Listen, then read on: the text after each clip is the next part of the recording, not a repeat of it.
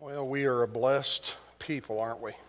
I'm very thankful for the church family and thankful for the vocal team and the band and the choir this morning. I know the tech team in the back, they have to do a lot of things behind the scenes. They were having all kinds of trouble with equipment this morning. If you run a computer and you have a computer lock up, you know how frustrating that can be. Imagine it happening 5 times before the first service started. That's a real joy. And they just worked through it with a great attitude. And then we had 2 of our female vocalists on the praise team. Both were sick and out this morning, Becky and Danelle. And so we're sad about that. But I'll tell you what, everybody just pulls together, and you'd never know because everybody just fills in the gaps and does what needs to be done, has a great attitude about it. And I was just thinking how blessed we are. We should never take that for granted. Sometimes you have to be somewhere else and come back home and say, man, I didn't realize, because we do take things for granted once in a while, but we are a blessed people. Great to see you here on week number 2 of From the Bottom of My Heart series, and I'm excited about what I believe the Lord has to say to us today, but I'm going to just tell you it is not easy to hear, it's not easy to say, it's not easy to apply, but we're about growing in our walk with the Lord and being more like Him tomorrow than we were yesterday, and we can't be content to just stay where we are, and so we're willing to do the hard thing. And so that's what this is all about. This is the time of year, we talk a lot about the heart. Hearts are everywhere, and it's a lot of stuff. We talk about romance and love, as we heard just a little bit earlier. And congratulations again to Don and Julie. And, but this morning, we're talking about an issue that concerns the heart. But I got to warn you, this is not at all romantic, what I have to say. I've noticed since we started this series with an introduction last week, and of course I've been working on it for a little while before that, I hear myself saying the word heart a lot during the week. And I hear it coming back from other people. Just as you're talking to different ones, you'll hear somebody say, well, my heart is broken. Or somebody else will say, my heart goes out to them, what they're going through right now. Or, I love you with all of my heart. Deep down within my heart there rings a melody. Who knows what? They may say all kinds of things. And, I've heard people say, well, down in his heart he's a good person. We hear that terminology a lot, but the heart we're talking about today and the heart that people are talking about when they say those kinds of things, it is not the blood-pumping muscle in the center of your chest. It is that invisible part of all of us that we're speaking about. And, it's that non-tangible thing. We couldn't open up anybody and look in there and see this, what we're talking about. We live from the heart. We laugh from the heart. We love from the heart. We speak from the heart. So much has to do with our heart. And what's interesting is we found out last week that Jesus talked a lot about the heart. This isn't something that the scriptures are silent about. I mean, last week Jesus reminded us that what comes out of the mouth, it comes from the heart. And, basically he was saying that the mouth is kind of like the stethoscope to the heart. You can kind of tell a lot about what's going on down in here by what's coming out up here. And he went so far as to say that evil thoughts and murder and adultery and sexual immorality and theft and false testimony and slander, all these things come from the heart. That was from Matthew chapter 15, verse 19. It tells us there's some nasty things that are lurking in the bottom of our hearts. And then we heard from Solomon, the wisest man to ever live. He wrote books like Proverbs and Ecclesiastes and the Song of Solomon. And the wisest guy that ever lived had to say a lot about a lot of things. But above everything else that he ever said, look what he said in Proverbs 4:23. He said, above all else, above everything else I've ever said or going to say, above all else, guard your heart, for it is the wellspring of life. And so in this series, we're talking about how important it is for us to learn to keep a watch over our heart. But most of us don't know how to do that. I mean, we learned to monitor our behavior when we were little. We found out there were some things to do and not to, and we'd get in trouble for certain things. And so we learned to filter our words and our actions. But what does it mean to really guard the heart? And the reason this is such a big deal is everything flows from the heart. It all comes from the heart. And so it's important that we keep the light of Christ shining in our hearts, and that's what this series is all about, to just turn on the light in our heart and allow God's Spirit to shine in us and expose maybe some of those creepy, crawly kind of things that grow in dark places, because those things that are left to grow in dark places have a tendency to get darker and nastier and smellier and slimier as time goes on. You know what I'm talking about? And so we want to find those things, root those things out, and deal with those things decisively. My suggestion to you today is that the best thing you can do for your heart is to expose it to the light of God's Word. I think that's the right thing to do. I think it's the best thing to do, because the light drives out the darkness. Exposing our heart to the light of God's Word. And today, as I said, it's not romantic. It's a matter of the heart, but it's not, a lot of warm fuzzies. The issue that we're going to talk about is jealousy or envy, which are basically both the same thing. If I were to take a poll this morning and say, hey, all the jealous people stand up, or all the jealous people raise your hand. Few people are going to stand up, few people are going to raise your hand, because most of us don't like to go public with the admission that we're jealous. Sometimes we even see that more as a childish kind of thing, something that maybe goes on with the kids, but not something that we deal with in adulthood. But all of us have had to deal with issues of jealousy at some point. For instance, maybe somebody in your life that you have been around that you didn't particularly care for them. It was more than a personality difference, but you knew you didn't quite like them and you weren't sure why. If you could do a little digging around and a little bit of an excavation in your heart, you might find that the reason you don't like them is because you feel like somehow they're just a little bit ahead of you some way. I mean, they've gotten off a little easier. They've haven't had to work quite so hard, and maybe in the midst of it all, they're ahead of you, and you feel like you're troubled by that. They have something you don't have, or you feel like they've gotten by with less effort, or maybe they've achieved more in less time than you've achieved, or maybe their kids are better behaved or more successful in some way, academically or athletically or some other way than your own.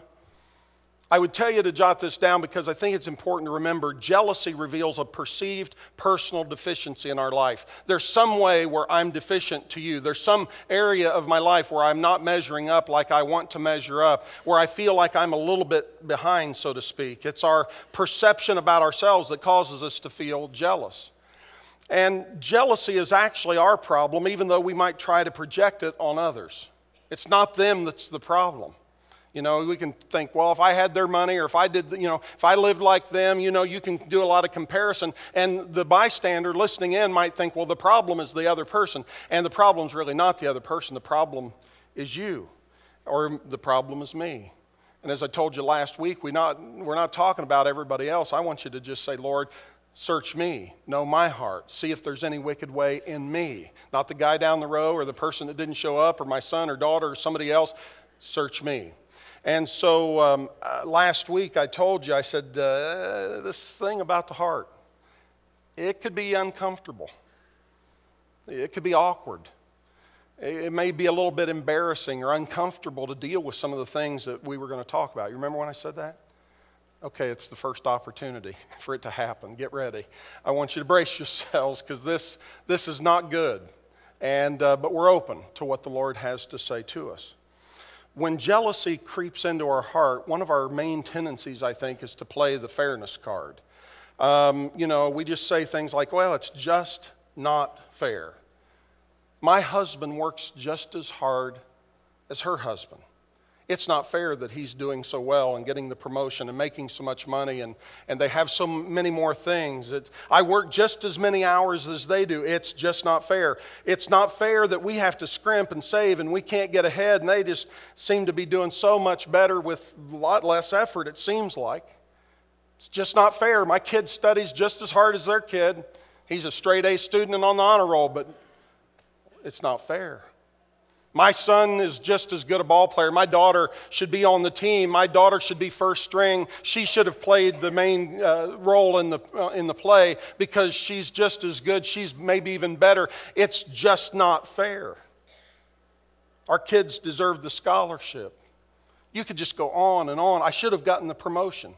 And so we try to camouflage our envy and our jealousy with talk of fairness. Maybe you've done it or you've seen that happen with others.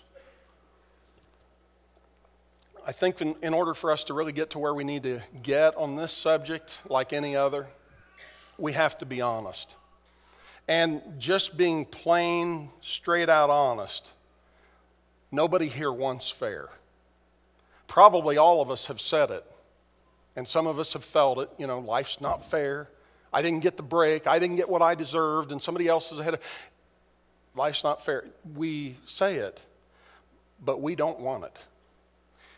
I would say that fair would mean that all around the world there would be suddenly an equal distribution of health and wealth and talent and opportunity. Think about that. If everything was fair, all of a sudden, health, wealth, talent, opportunity, it's equal all over the world. All over the world.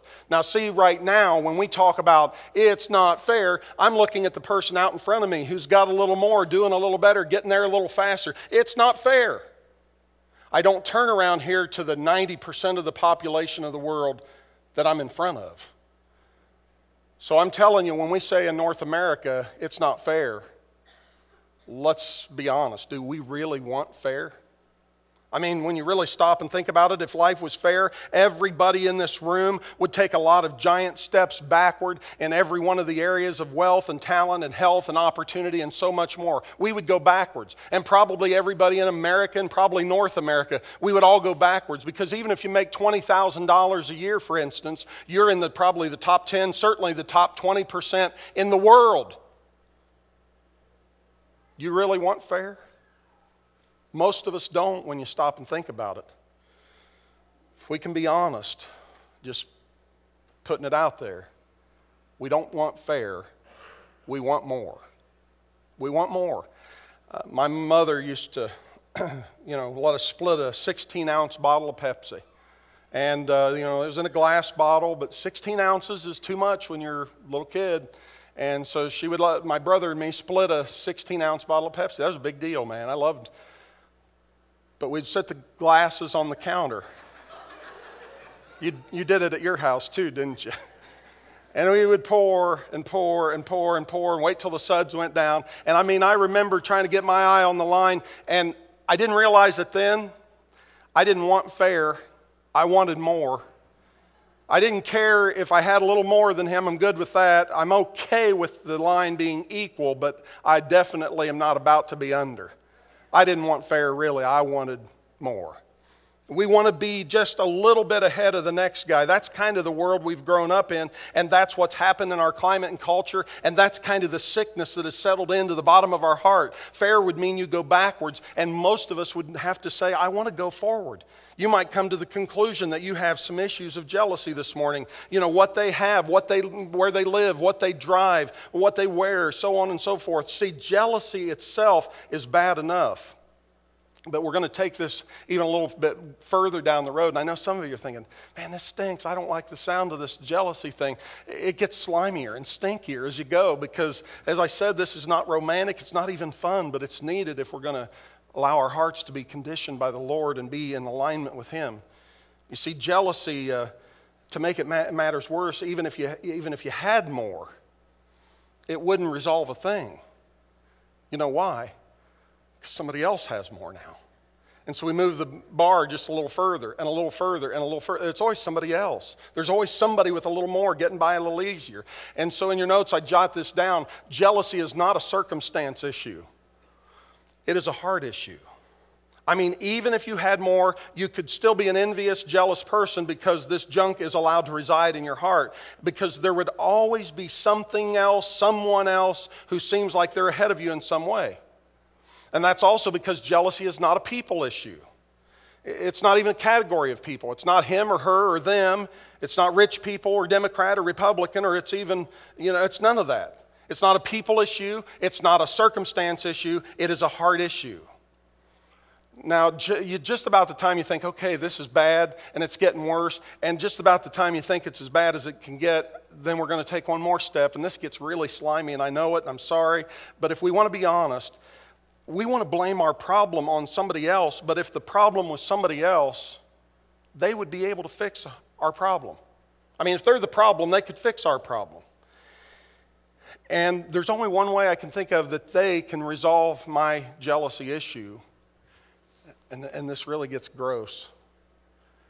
The only way that another person can do anything positively to address my jealousy is to fail. That's the only way. They wrecked that car that was so much nicer than my car.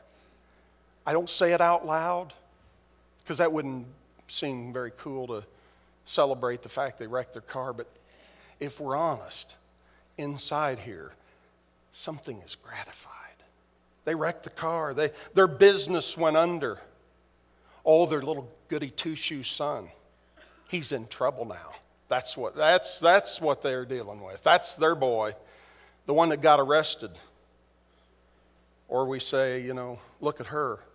She gained 20 pounds this year. She doesn't look so good in those blue jeans now, does she? And the only reason I throw that one in is to say this is not always big stuff. You know, we could talk about, you know, big money and big house, but sometimes it's very small, petty, dumb stuff that gets in the way.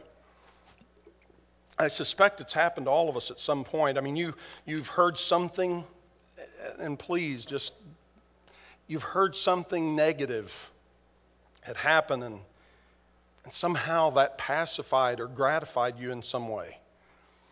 You would never say that out loud. Wouldn't do that because we have this filter. We know what's acceptable. Your words didn't indicate it, but your feelings, which came from the heart, reveal the truth that many are unwilling to deal with. That's because those feelings come from a sick, jealous heart. So the people who surface jealousy or envy in you, they're not the problem.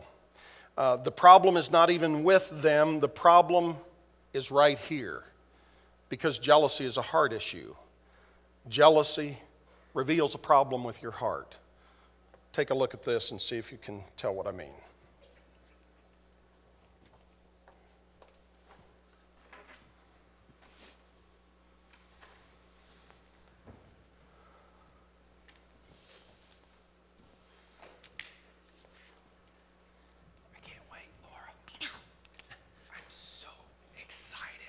Okay. Whoa! Open your eyes. What is that? Oh, I brought you a gift. What's the special occasion, Oh, Jesus? no special occasion. No I way. just wanted you to have something, so I brought you. I picked the bags out myself. They're Like 'em. I so cute. love them. They're my favorite Those color. are awesome. Laura, how about you first? Yes, You want to say all right? Yeah. Let's see Okay. what you Oh, got. I So can't excited, imagine Laura. what you would have gotten me. Oh, wow. That is An amazing. 8-ounce can of Coke. Jesus, I love it. You like it. It's I cute. do. It's so It's tiny cute. and cute and perfect. Oh, you're the best. You're welcome, Laura. You're welcome. Glad you like it. Hey, Drew, why don't you open Okay, your gift? let's see what's in I here. can't wait Let's to see see what's in here. Oh, my Yay! crackers! Jesus, it's a 20-ounce can of Coke. Do you like it? I love it, Jesus. awesome, That's man. so cool. Yeah. Thank you so much. It's just wonderful. Oh. I mean, cute like Laura, wonderful 20 ounces for me. Let's go show Daryl what we got. Great. Laura. Yeah. Glad you guys like him. Go show him. Hey, Laura, Yep. come back here a minute. Yep. Something wrong? Nope. Nope. Do you forget I'm Jesus? I kind of know these things. I know you, and nope tells me that something's wrong. Nothing's wrong. Laura, Fine, but you asked. Look, I opened up my present, and I did love the bag, by the way, but, you know, it's this cute little 8-ounce can of Coke, and For that's you. great, but then Drew opens his, and hello, 20 ounces? I don't get it. but Laura, this is what I wanted you to have. It's a gift from me to you, designed especially for you. Yeah, but every time you get Drew and I gifts, you always get him more, and it is so not fair. Laura, really? Yeah, I want what you got Drew. Oh, you want Drew's gift? Yeah. We'll see what we can do. Okay.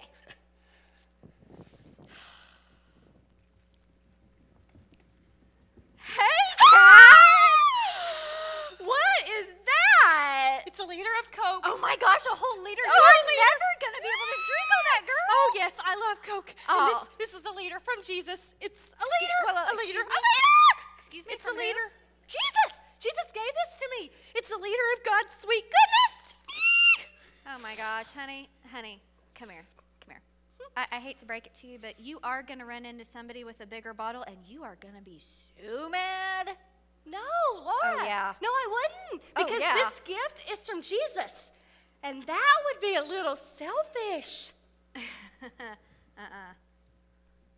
All right, Laura. Laura, close your eyes. I'm back. It's me, Jesus, and I got you something. Yeah. 20 ounces of Coke, just like you asked for. Are you mad at me? Nope. Well, guess what? Kat just came by. Oh, no. She had a 1 liter bottle of Coke that you I gave her. Uh-huh, yeah. 1 whole liter of God's sweet goodness. Yeah. But Laura, you said you wanted what Drew had. Yeah, but now I want what she has. But I brought you what I gave Drew, No, it's not fair. I want what she has. so it's not enough. No. Oh, Give me what Kat has. 1 liter? Yeah. I'll be back.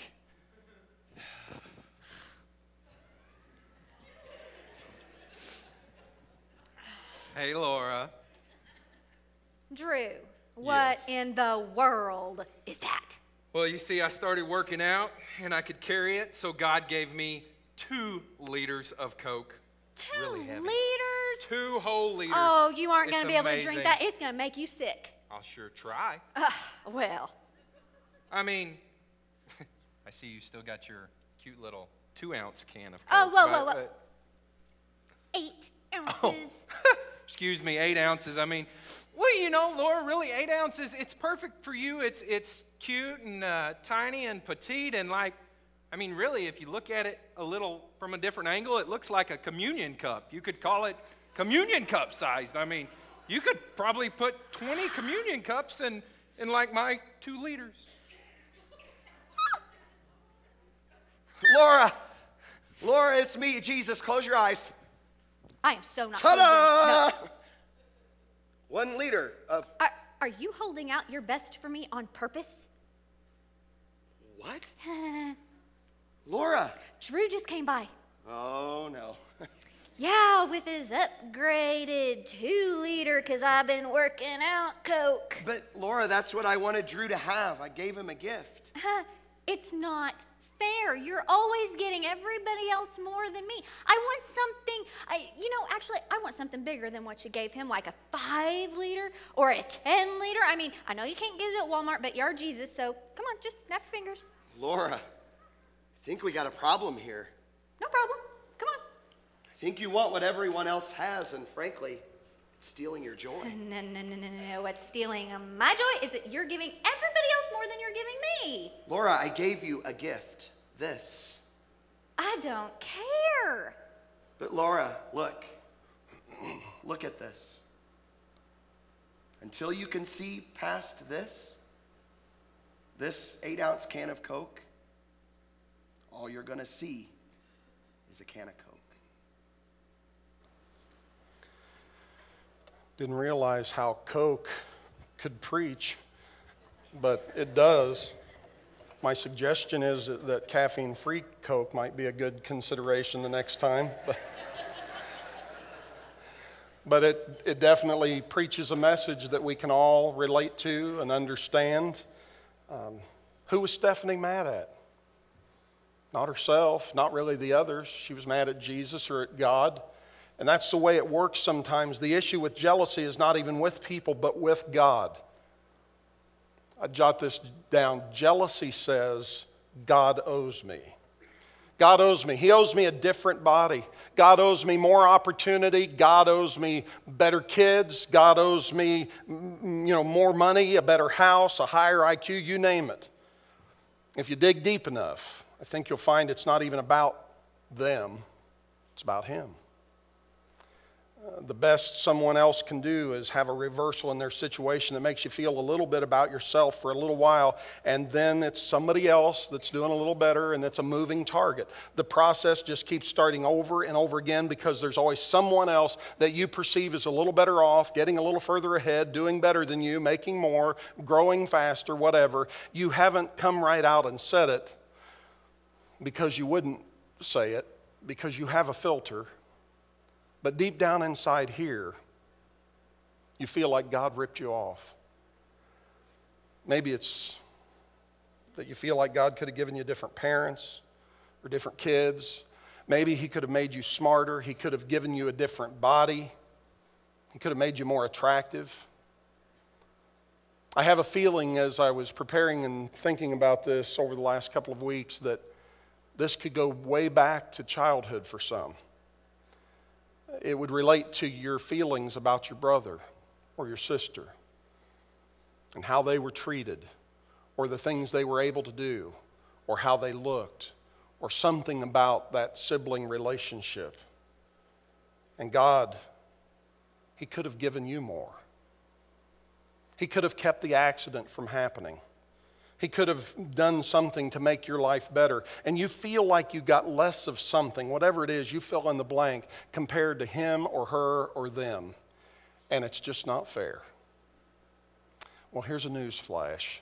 We heard this down at Catalyst in October, and we've talked about it a lot around the office since then. God never claimed to be fair. Fairness disappeared in the Garden of Eden. We might as well face it. God is the one who decides things like the distribution of gifts and talents and looks and skills. God distributes power and wealth. Take a look at 1 Chronicles chapter 29, verse 12. It says, "Wealth and honor come from you. You are the ruler of all things. In your hands are strength and power to exalt and to give strength to all." This is not a matter of or a lack of favor on God's part. It's not a matter of lack of love on God's part. The New Testament talks about the fact that God has given out spiritual gifts, and every one of us as believers has at least one spiritual gift. Nobody gets all the gifts, and not everybody gets the same gifts or the same amount of gifts. It's not about fair distribution. And like we said earlier, you don't want fair anyway. I don't want fair, you want more. That's kind of the way you've been wired. We want to move forward. We don't want to move backward. And so we need to learn to be content where we are. So whenever you start down the road of he or she or they or them, just stop and realize that your problem is probably not with any of them. It's probably with Him. Your problem ultimately is with God because you feel like God owes you something. And I believe God could use this kind of new lens or this new filter to help expose and clean out the jealousy that may lurk at the bottom of your heart. Because here's the thing, if you let that stuff remain in your heart, it'll eat you up from the inside out. It can keep you from becoming the Christian you want to be. Somebody was telling me after the first service, they said their grandmother, 89 years old, used to tell them that jealousy is something you take to the grave. It's a miserable thing to take with you to the grave. And it's true. It kind of robs us of our joy. I mean, aren't we supposed to love everybody? It's hard to do. It's hard to do when you feel like you got the short end of the stick. Kind of holds you back spiritually. And that's why jealousy and envy have to go. You have to get rid of this and let God clean out your heart. You can't get better if you think your problem is out there somewhere with somebody else. You have to look inside and with God's help, learn to understand and protect and improve the condition of your heart. Bring that problem to Him. Bring your heart to Him and be honest. And I know as I prepared, I felt like, man, it sounds sick and nasty and it's uncomfortable, but that's the kind of stuff that often lurks in our heart. And none of us, there's nobody in here that is exempt. Some of you may be sitting there feeling like, man, I feel terrible about myself, and you're feeling like you're the only one. You're not. Because this is a battle we all face on some level. And so in the way of application, let me give you 3 things to jot down. If you want to try to overcome this matter, first of all, admit the truth. And the truth may be hard to admit at first, but just admit the truth. You could be saying, hey, I think God owes me. God, you ripped me off. Maybe just admitting that your heart has some jealousy issues. It may be about taking responsibility. Secondly, confess your jealousy. Confess it to God and maybe confess it to somebody else. This could be why you can't handle certain people. They know there's an issue that you have with them, but they don't know what it is. They don't know why you treat them the way you do. They don't know what's wrong. Neither did you until today. And all of a sudden it makes sense. Third thing I would encourage you to do is celebrate the people you tend to be jealous of. Just celebrate with them out loud, in person, on purpose. It's not easy, but it'll break the power of jealousy. And you can be sincere about this because it's not about feeling. It is about truth. If they had a good idea, just say it. If they deserve the promotion, if they worked hard, tell them They got, whatever it was that you wanted, but they got it. Celebrate with them, congratulate them. Choose to recognize and celebrate their accomplishment or the blessings of God in their life. You see, this is about speaking to your heart and pointing it in the right direction. We are not victims and we are not powerless. Sometimes I think we feel like, well, I couldn't help it. My heart went over here, my heart went there. As we speak to our heart, we can guide that heart in the right direction. That's why I don't buy it when somebody says, well, I fell in love with him and I fell out of love with her and all this stuff. You're not helpless. You choose which direction to point your heart. You control the direction, and so you begin to move it in the right direction. We are not hopeless. We are not helpless. You choose how and when and where to direct your heart. And for some of you today, you'd have to say jealousy's been lurking in your heart for years, and today it's like a light came on, and it's time for jealousy to have to go. I would tell you, don't allow your heart, your life, your thoughts, your words to be governed any longer by jealousy and envy. And don't try to camouflage it or cover it up.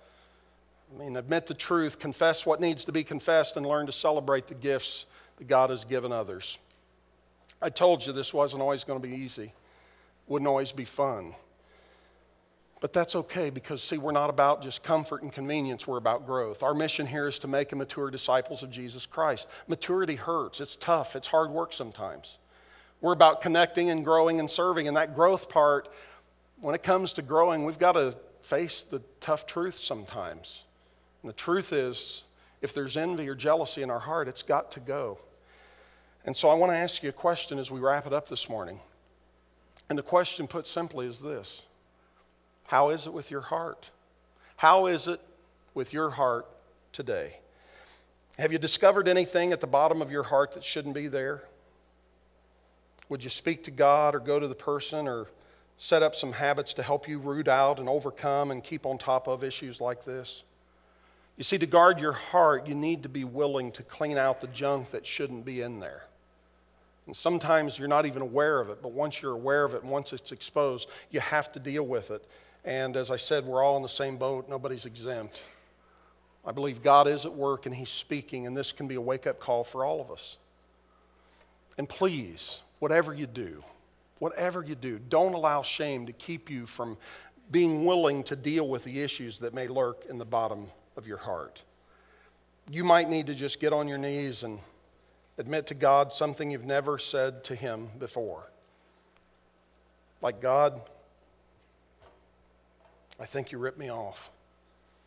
Now, see, He knows. So don't be afraid you're going to hurt God's feelings or He's going, oh, really? Really? That's how you feel? Because He knows. But it's good for you to admit it. And, we've all felt that way at times.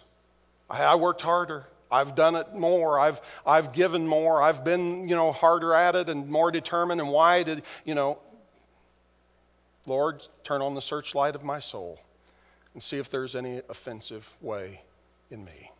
Would you bow with me as we pray? Lord, it's a tough topic. Nobody wants to stand up and say, hey, look at me, I'm a jealous person. I've got envy in my heart. I feel like God ripped me off. But I have no doubt that as your Spirit moves up and down the aisles of this church, some tough things are going through the hearts and minds of people.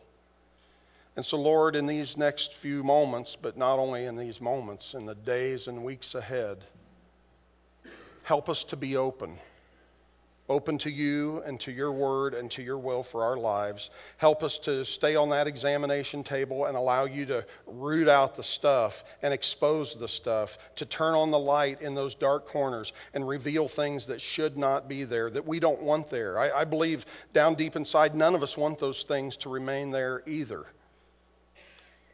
Give us the wisdom to know what we need to do with what you've said to us today. And thank you for your word and for your faithfulness to us. In Jesus' name, amen.